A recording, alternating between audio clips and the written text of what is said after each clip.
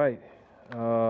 Getting ready for Houston. So you'll probably have some questions about some of the injuries we had. It doesn't look like Eli probably won't be out there today. We'll just have to evaluate him as he goes, but I don't think he'll be out there today. And I think the rest of the guys, OV, try to do more. I'm not sure how much he's going to be able to do. So those are the two guys that of note.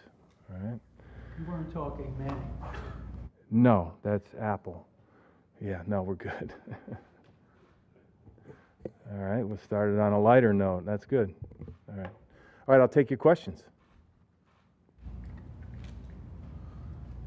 Pat, what do you see from their run game? They lead the league in rushing yards. It would seem like they would be more of a pass-oriented team, but yes, they rack up those rushing yards. Yeah, no, they're a good rushing team. It starts, anytime you have a quarterback that can attack the perimeter like they have, that puts a little bit more pressure on the rest of the run game. And they've got a very good runner.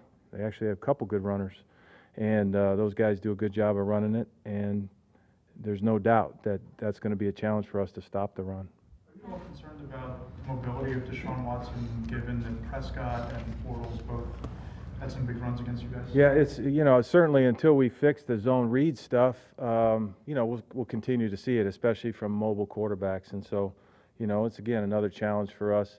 Those are really where the big runs came last week. I thought our guys battled the run pretty well.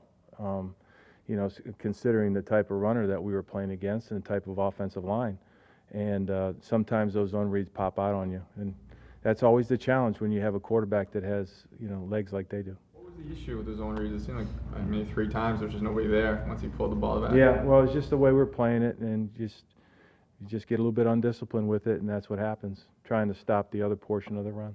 Have you coached that? You've used that. I was with Chip, yeah. Does that give you any kind of an edge in terms of trying to combat it? Haven't seen it now. We've got some ideas of how we want to change how we're going to play it. Pat, when you have a young quarterback who missed, most of the season last year, do you see a drop-off in Watson in his play, kind of like maybe he's off to a slow start in any shape or form? I don't know. I think it's hard to evaluate a team and a season after 2 weeks. I really do. At one point, the Houston Texans last year, it wasn't going so well for him, and then at one point there was a stretch where they were lighting up the scoreboard, and then he got hurt. So, I think it's a little early to draw final conclusions on a team, especially a team like Houston. They got a quarterback. He's an outstanding player, and he's got a good arm. He's got 2 really good receivers on the outside. He's got a good running game, and he can get the ball down the field when he chooses to, and he can run around with it. So, I'm sure coming back from injury, it's gonna take him a little bit of time to get to what he would consider himself to be full strength, but he's certainly a guy that can play winning football. Pat, even though Eli Manning's been around a few years, is there ever a worry about a confidence level when an offense is struggling? A, and B, what would one kind of breakout offensive game do for both Eli and the offensive line and everybody else? I think when it clicks, and those almost plays, or those plays that everybody says, well, that was blocked well, that was a good throw, that was a good catch, when those plays start to hit, then that's when the confidence starts to build. The good news is we got a lot of high quality guys in our locker room that they understand it. They've all been through the ups and downs of a season, and we're embarking on our 3rd game, and it's important that we just continue to get better. I know I said that quite a bit yesterday, and but I think that's really where it's at. Quick follow, how critical is it Eli's obviously a very even keel guy. Yeah. Doesn't get too high or too low. How critical is that kind of demeanor in a stretch like this? It's super critical, and we've watched him play good football here for a very long time. And I remember this in Philly when I think it was the 2007 season, right? And I can remember seeing the back page of one of the newspapers, and it was a split shot of Eli and Tom Coughlin. And it was, will they survive? And then lo and behold, they won a Super Bowl. Now, that doesn't say what's going to happen, but you just have to play it out and keep playing. And I think that's the important piece. And that's, I think, what we as competitors, embrace. If this was easy, everybody could do it. And, you know, unfortunately, it didn't go the way we wanted the first 2 games, but we just get back to work and try to put it all on the table for Houston. Is there Do you anything that, consider it important to get the ball in the hands of your playmakers where Sure. maybe they have Sure. one man to beat, not 6? Well, I don't know about that. I think it's getting it in the hands of the playmakers the right way. You know, first game, Odell touched it a bunch. You know, I think last game, Saquon touched it 25 times. So it really doesn't matter whether we're running it or throwing it to him. It does, he touched the ball 25 times. You know, and then certainly we got to do a better job in all areas so there's a little bit more space. I get that. But it's certainly important to get the ball to your playmakers, and we'll continue to do that the best we can. Do you guys have to make any major adjustments, or do you feel like it's just only 2 games and you got to keep No, doing I mean, it? we're adjusting all the time, and listen, we didn't play well enough to win. I hope I've said that, and I'm on the record for that, probably 10 times yesterday, right? I think what's important is there were little things that happened. You know, Eli checked to a slide protection the other night. We didn't slide all the way through it, and it was a bad thing. And we had a guy wide open that could have gained 30 yards.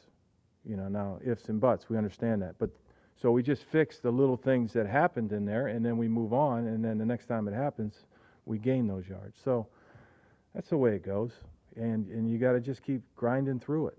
And this is a new group, new philosophies, new plays, and we just got to keep grinding through it. I remember, you know, I've been other places where, you know, it starts out this way a little bit, the defense a little bit ahead of the offense, and then it gets going, you know. Pat, it seemed late in the second half that Dak kind of went after Webb a little bit. I mean, is that just smart play by them? Do you go after the backup as opposed to? I mean, that's in the handbook. You know, the starter goes out and, you know, you do that. I mean, I think that's in the handbook. I mean, can you protect the guy though a little bit? Or? Sure. Oh, sure. Yeah. There's ways to do it, and we'll be prepared to do it. But he's got to carry his own weight, though, too. I think that's the important piece is, you know, you can't get queasy about it. You just got to keep playing and go out, cover your guy. Got to cover your guy. You got to block your guy and keep playing. You mentioned everybody, you know, not getting the slide protection. It seemed like a lot of those sacks were because of assignments or mental issues. No. The guys running free wasn't a missed assignment. Guy running free, we missed a couple twists, right? That's why a guy runs free, but we had a hat for him. That one I talked about on the sack, we just got to keep sliding through it.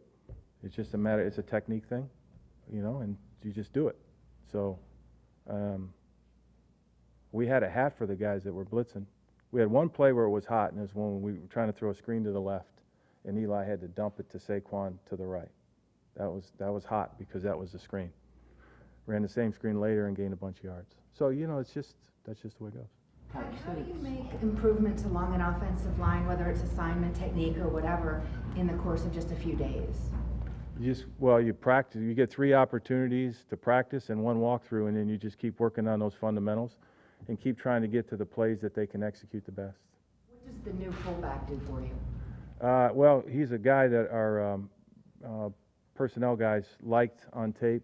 It just, you know, we had a spot and we wanted to bring him in and take a look at him. He does what all fullbacks would do. He's a good blocker. He's got good hands. He can run the ball in a pinch. You know, all the things that you'd look for in a back. You said that 2 weeks it's hard to evaluate a season and a team off 2 weeks. Do you feel like maybe because of what happened last year here, that's being done already? That people are already kind of... See, that's why I'm answering the questions with fresh eyes. I don't remember what was here a year ago, right? And listen, you know, I've got compassion for the questions and what the experiences. I get that, but we're moving forward with the idea that we're going to do what we can to get ourselves right. And so I'm not worried about that. Do you think people are already evaluating you guys like 2 weeks? You talked about it's tough to evaluate. We get evaluated. No, listen, I understand it. When you don't win, this is what comes with it. I get it. When you do win, you know, you still got to turn your back on what people say. You just got to keep moving. I get that. And we're always evaluating everything. And when the game's over, you give praise and assign blame. I get that. But I think what we have to do as a team is not let all that conversation polarize us. We just stay together and move forward. and those are typically the teams that pull through it in the end.